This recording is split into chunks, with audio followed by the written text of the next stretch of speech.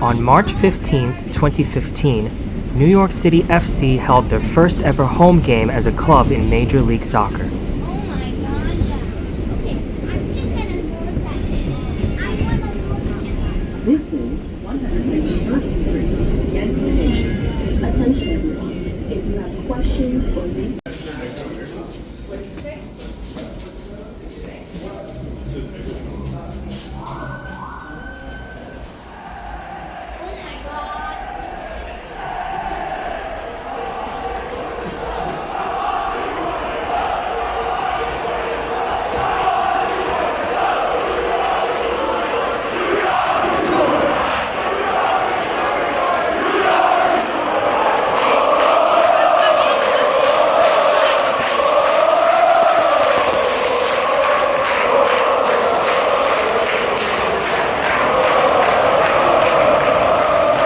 This was my experience.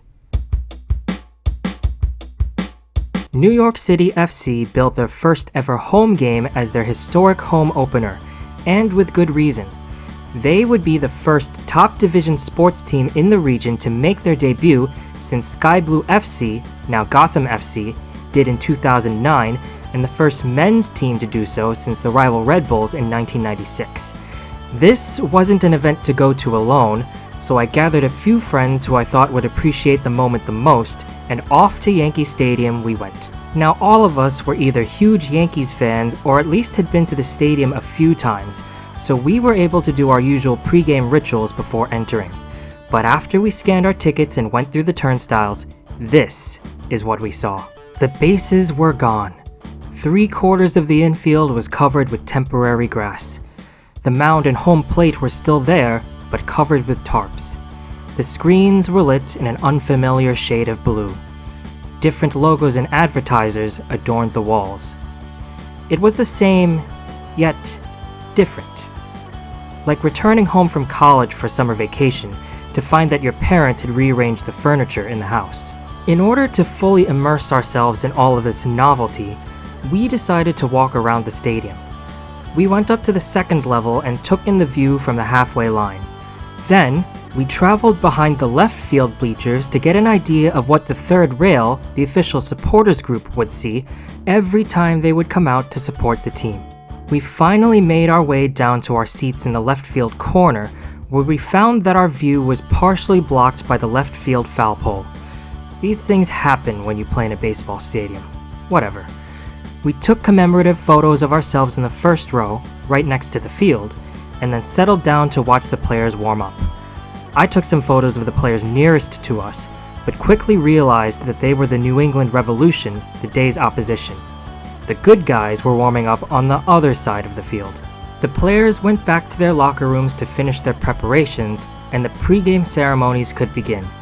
The league anthem blared out over the speakers, something not done in American sports. As the officials, players, and mascots began their procession out of the third base dugout for the first time ever, most of us in the stands held our scarves above our heads because, well, that's the way they do it in Europe, right? After Ashanti performed the national anthem, the third rail raised their very first tifo, but the location of our seats prevented us from seeing it very well. Finally, it was go time. David Villa, our superstar signing, tapped the ball forward to Mix Diskerud and the game was afoot. Now most people don't remember every single minute of a football match.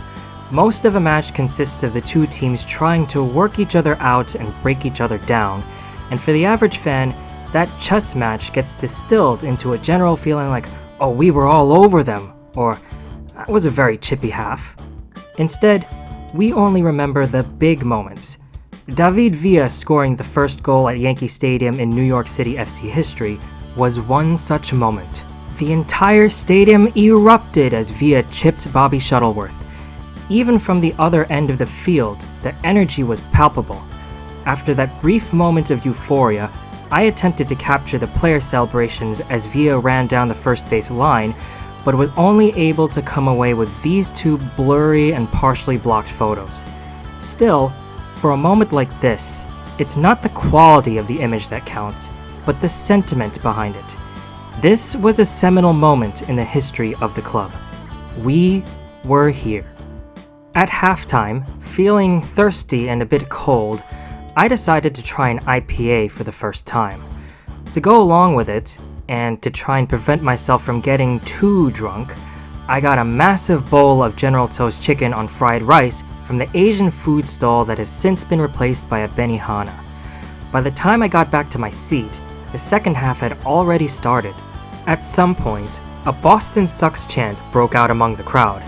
Pretty apropos for the venue, and there was an expectation that the New York-Boston rivalry that is so prevalent in the other four major sports would also take hold in MLS. That never came to pass.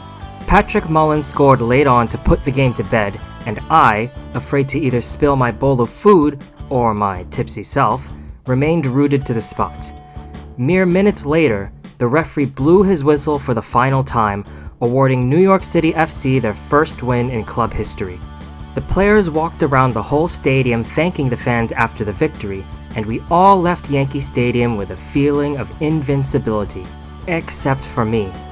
Buying that IPA at halftime was actually a huge mistake, as I was only able to finish half of it and had to have one of my friends drink the rest for me. Not that he minded. I'm also ridiculously lightweight. That one half of an IPA made me so drunk that I almost fell going up the stairs trying to leave. My friend was much more used to alcohol and accompanied me halfway home to make sure I wouldn't fall on the subway tracks somewhere. I also couldn't finish the entire bowl of fried rice and had to throw the rest of it away, something that still irks me to this day. As for the club, well, the first game we ever won was also the last game we would win until June 6th. So much for invincibility. These past 10 years have been filled with many highs and lows. The Frank Lampard saga, Andrea Pirlo's retirement, kick-starting Patrick Vieira's managerial career, the Red Bull wedding, David Villa's fall from grace, playing home games at Sports Illustrated Stadium, kick-starting Tati Castellanos' career, sending Gonzalo Higuain into retirement, facing Lionel Messi 3 times so far, without having lost yet. And who could forget the ultimate high of winning MLS Cup in 2021 and the Campeones Cup the year after. And to top it all off, we finally have a stadium of our own opening in 2027. This will finally put an end to all of the ground sharing we've had to do, especially since the pandemic. As long as Donald Trump hasn't ruined the country beyond recognition by then.